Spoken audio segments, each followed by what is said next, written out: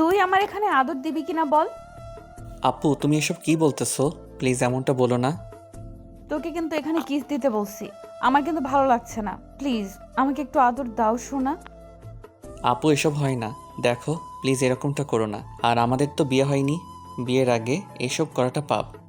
যেন খুব শীঘ্রই বিয়ে হয় সেজন্য এসব করতে চাইছি। এখন কথা না বাড়িয়ে আমাকে আদর দাও। আমাকে প্রচন্ড ভালোবাসার নেশা চেপে বসেছে। তুই আমাকে যতক্ষণ আদর না করবি ততক্ষণ অবধি আমার এই নেশাটা কাটবে না। তাই প্লিজ আমাকে দূরে সরিয়ে দিস না। আপু তুমি কেন বুঝতে পারছো না এসব হয় না, তারপর এসব পাগলামি করতেছো কেন? একটু বোঝার চেষ্টা করো। বারবার তুই আমাকে আপু বলছিস কেন? আমি তোর কোন জন্মের আপু রে? তোকে বলছি না তুই আমাকে আদর দিবি, তুই আমাকে কিস দিবি, তারপর অনেক বেশি আদর দিয়ে দিবি। তোর ভালোবাসা না পেয়ে শান্ত হতে পারি না। যদি সেটা না করিস তাহলে কিন্তু আমি খুব রেগে যাব। না না আপু, আমি এসব পারবো না। প্লিজ তুমি এমনটা বলো না। দেখো আমার দ্বারা এসব সম্ভব না। আমি এসব করতে পারি না। সবাই জানে আমি একটা ভালো ছেলে। আর যদি তোমার সাথে এসব উল্টাপাল্টা কাজ করি তাহলে সবাই আমাকে খারাপ বলবে। তাই প্লিজ তুমি আমাকে জোর করো না। সবাই জানে ভালো ছেলে, আমিও জানি। কিন্তু ভালোবেসে ভালোবাসার মানুষকে এইভাবে আদর দিলে এতে খারাপের কিছু হয় না। আর তুই আমাকে কেন আদর করবি না? হ্যাঁ, আমার মধ্যে কি এমন কমতি আছে? আমি কি তোকে সেই সুখটা দিতে পারবো না যে সুখটা তুই তোর গার্লফ্রেন্ডের থেকে চাস? আপু তুমি এসব আজে বাজে কী কথা বলো? দেখো এরকমটা হয় না। আর তার উপর আমি কখনো বলিনি যে আমি আমার গার্লফ্রেন্ডের থেকে এরকম কোনো সুখ চাই। আমি চাই না বিয়ের আগে আমার গার্লফ্রেন্ড কিংবা বউয়ের সাথে এরকম কিছু হোক। যা হবে বিয়ের পরেই যেন তার সাথে হয়। প্লিজ তুমি এসব কিছু বলো না। আমি তোকে সে কবে থেকে বলছি তুই আমাকে বিয়ে কর। আমি তোকে বিয়ে করতে চাই, তোকে ভালোবাসি, কিন্তু তুই কেন বুঝতে চাইছিস না? কিন্তু আমি তোমাকে কেন বিয়ে করব? কারণ তুই আমাকে ভালোবাসিস আর আমি তোকে ভালোবাসি। তাহলে তুই আমাকে কেন বিয়ে করতে পারবি না? না না, আমি তোমাকে ভালোবাসি না। আর বিয়েও করব না। তুমি কি পাগল হয়ে গেছো? আমি তোমাকে যেখানে ভালোবাসি না তাহলে বিয়ে করতে যাব কেন? আর তুমি ভালোবাসলে কি তুমি একটা সিনিয়র মেয়ে? তাহলে তুমি কেন বুঝতে পারো না যে সিনিয়র জুনিয়রের কখনো সম্পর্ক হয় না? তোমাকে আমি শত বুঝেও বোঝাতে পারি না এই সম্পর্কটা হওয়া সম্ভব না। তাহলে তুমি কেন বুঝতে পারো না? শোন, আমি অত কিছু শুনতে চাই না। তুই আমাকে আদর দিবি, আমি এসব শুনতে চাই না। আজকে তুই যদি আমাকে আদর না করিস তাহলে কিন্তু আমাকে জোর করে সবটা করতে হবে। তুমি যদি ভেবে থাকো জোর করে আমাকে তোমার মায়ায় ফেলতে পারবে আর এসব কথা বলে আমাকে তোমার মায়ায় আটকে দিতে পারবে, তাহলে সেটা তোমার ভুল ধারণা। তুমি কখনো আমাকে নিজের মায়ায় ফেলতে পারবে না। তোমার এই সুন্দর চেহারার মায়ায় আমি কখনোই পড়ব না। মায়াতে তুই এমনিতেই পড়ে যাবি। তুই যতই বারণ করিস একটু পরেই তুই আর আমার থেকে দূরে সরে যেতে পারবি না। কারণ কেন জানিস? তোর প্রচন্ড পরিমাণে আদর করতে ইচ্ছে করবে আমাকে। আমাকে দেখে তোর মাথায় নেশা চড়ে বসবে। তুমি আমাকে এসব ভুলভাল বলে আমাকে দিয়ে এসব উল্টাপাল্টা কাজ করাতে চাইছো।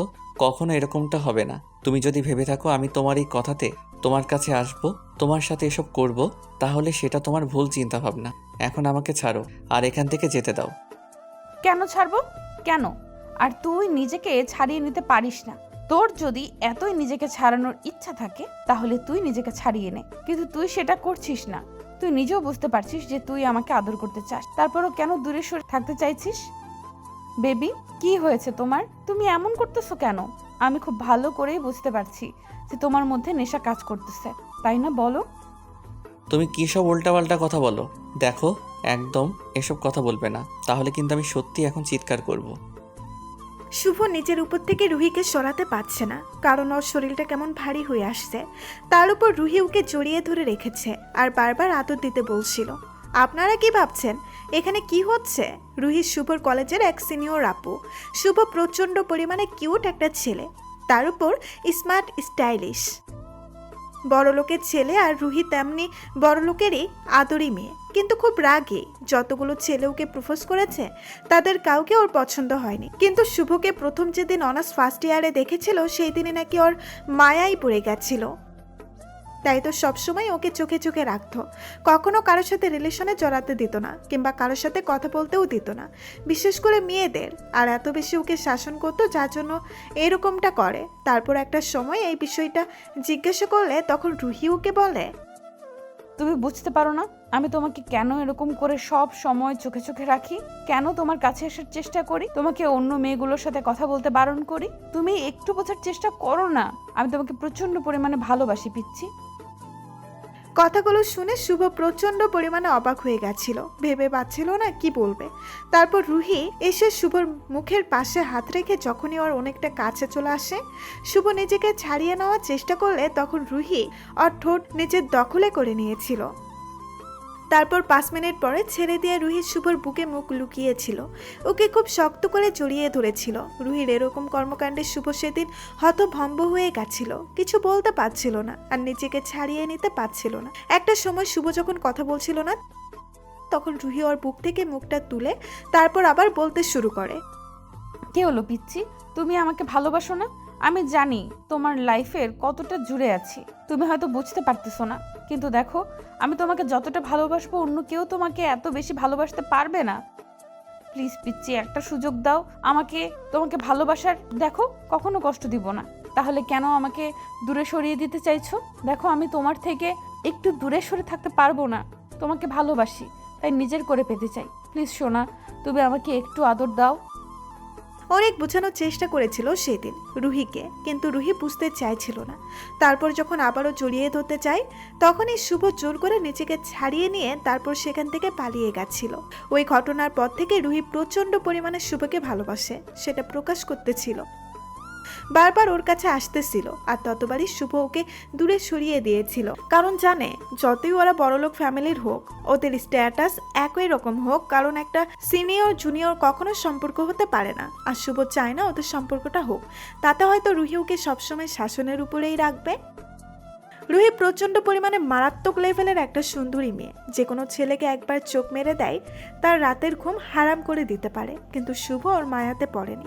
দূর থেকে দেখতো রুহি মেয়েটাকে দেখতে অনেক বেশি কিউট, কিন্তু বড় আপু বলে দূরে সরে যেত। 3টা মাস রুহি বোঝানোর চেষ্টা করেছে ওকে কতটা ভালোবাসে, কিন্তু শুভ ওকে বোঝার চেষ্টাই করছে না। ওর থেকে যতটা দূরে থাকতে পারে ততটাই ভালো। তাই রুহি প্রচণ্ড পরিমাণে কষ্ট পেত। শুভকে যতবারই বোঝাতে চাই ততবারই ওকে ইগনোর করত। তখন রুহি যখন কান্নাকাটি করত, রুহির বান্ধবীরা ওকে বলেছিল শুভকে নিজের মায়ায় আটকে দিতে। তাই রুহি আর কোনো উপায় না পেয়ে অনেক প্ল্যান করে আজকে ওকে একটা জায়গায় ডাকে, তারপর ওকে জুস খাওয়ানোর নাম করে জুসের সাথে নেশার ওষুধ দিয়ে দেয়। শুভর মাথাটা চক্কর দিয়ে ওঠে। রুহি ওকে নিয়ে একটা হোটেলে চলে আসে। তারপর শুভকে বিছানায় বসে দিতে গেলেই তখন রুহি ইচ্ছে করে ওর গায়ের উপরে পড়ে। আর তারপর ওদের মাঝে কি কথা হলো সেটা তো আপনারা জানতে পারলেন। তো শুভ কোনো কথা বলছে না দেখে রুহি ওর মুখের পাশে হাত রেখে ওর কপালে আলতো করে একটা কিস করে বলতে লাগলো, বাবু তুমিও খুব ভালো করে জানো আমি তোমাকে কতটা ভালোবাসি, প্লিজ আমাকে দূরে সরিয়ে দিও না। তোমাকে ছেড়ে নামে একটা মুহূর্ত দূরে সরে থাকতে পারছি না। আচ্ছা তোমার যদি সন্দেহ থাকে তাহলে তুমি আমাকে বলো, আমি তোমাকে আজকে বিয়ে করে নেব। না না, আমাকে কোনো বিয়ে করতে হবে না, প্লিজ আপনি আমাকে ছেড়ে দিন। আপনি আমার সাথে এমন কেন করতেছেন? আমি তো চাই না আপনাকে ভালোবাসতে, কিন্তু আজকে আপনি আমাকে এমন মায়ায় কেন ফেলতেছেন? আপনি আমার সাথে কি করতে চাইছেন বলেন তো? আর আমার এমন লাগছে কেন? আপনাকে কাছ থেকে দেখে নিজের মধ্যে কেমন কেমন লাগছে। আমি খুব ভালো করে বুঝতে পারছি তোমার মধ্যে আগুন জ্বলছে। তাই বেবি দেখো, আজকে আমি ইচ্ছে করে তোমাকে আমার মায়ে ফেলেছি। আমি জানি তুমি আমাকে একটু হলেও পছন্দ করো, আর ওই ভালো লাগাটাই একটা সময় ভালোবাসা হয়ে দাঁড়াবে। প্লিজ পিচ্ছি আমাকে দূরে সরিয়ে দিও না। তুমি জানো না তোমার এই অবহেলাটা আমি নিতে পারি না, কতটা কষ্ট হয় আমার, তোমাকে বোঝাতে পারি না। শুভ শত চেষ্টা করছে নিজেকে আটকে রাখার, কিন্তু রুহির চোখের দিকে তাকিয়ে কেমন যেন একটা নেশা কাজ করছে ওর মাঝে। বারবার মনে হচ্ছে ওর ওই গোলাপি ঠোঁটের এই স্পর্শটা নিতে। তারপরে ও নিজেকে সরিয়ে নেওয়ার বৃথা চেষ্টা করে যাচ্ছে।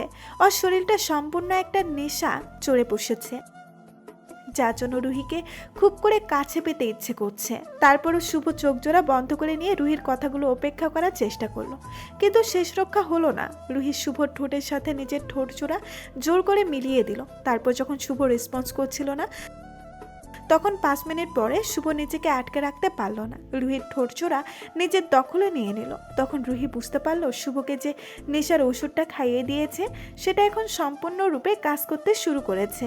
একটা সময় শুভ রুহিকে নিজের উপরে থেকে বেডে ফেলে দিয়ে ওর উপরে উঠে যায়। তারপর রুহি প্রচণ্ড পরিমাণে কেঁপে উঠল। তারপর ওকে বুকের সাথে খুব শক্ত করে চেপে ধরে বলতে লাগলো, এই দুষ্টু, এমন করে স্পর্শ দিলে কেন? এখন আমি কি করে নিজেকে আটকাবো বলো? প্লিজ তুমি আমাকে আদর করে দাও না সোনা। হ্যাঁ, আজকে প্রচণ্ড পরিমাণে ভালোবাসবো তোমাকে, একটু দূরে যেতে দিব না। আমি তোমাকে সম্পূর্ণরূপে নিজের করে নিব।